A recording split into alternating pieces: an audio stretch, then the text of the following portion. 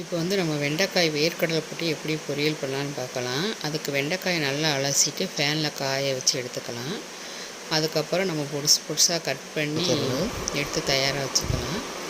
அது தயாராக வச்சு ஒரு பேனை நல்லா காய விட்டு அதில் தேவையான அளவு நல்லெண்ணெய் ஊற்றிருக்கோம். நல்லெண்ணெய் நல்லா காஞ்சதும் கடுகு உளுந்தம்பருப்பு போட்டுருவோம். நல்லா பொரிய விடணும். பொரிந்தோடனே ஒரு 1/2 ஸ்பூன் உளுந்தம்பருப்பு, அதுவும் நல்லா கொஞ்சம் பொன்னிறமாக பொரிஞ்சு வந்தோடனே நம்ம நறுக்கி வச்ச வெங்காயத்தை போட்டு நல்லா வதக்கி விடணும். கருவேப்பிலை கொஞ்சம் சேர்த்துக்கலாம்.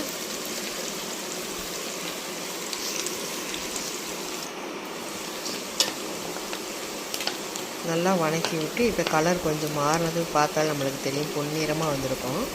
பொன்னிறமாக வந்த உடனே அந்த நம்ம கட் பண்ணி நறுக்கி புதுசாக கட் பண்ணி வச்சுருக்க வெண்டைக்காயும் அதில் போட்டுடலாம்.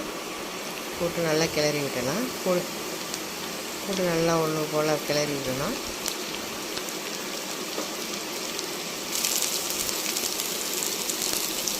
தேவையான அளவு உப்பு 1/2 ஸ்பூன் சேர்த்துக்கிறோம்.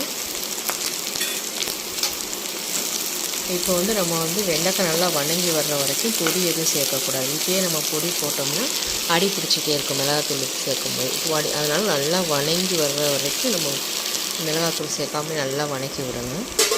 இப்போ கொஞ்சம் கொஞ்சமாக மாறி கலர் மாதிரி வெண்டைக்காய் வந்திருக்கும். நல்லா கொஞ்சம் மாதிரி நல்லா வெந்துருச்சு.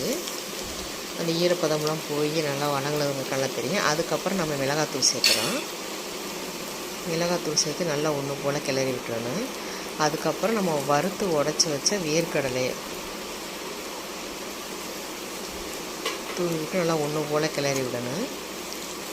ஒன்று போல் நல்லா கிளறி விட்டு பவுலுக்கு மாற்றி எடுத்துக்கிறோம். இப்போ வேர்க்கடலை வெண்டைக்காய் பொரியல் ரெடி. இந்த சாதத்துக்கு வச்சு சாப்பிட்டா ரொம்ப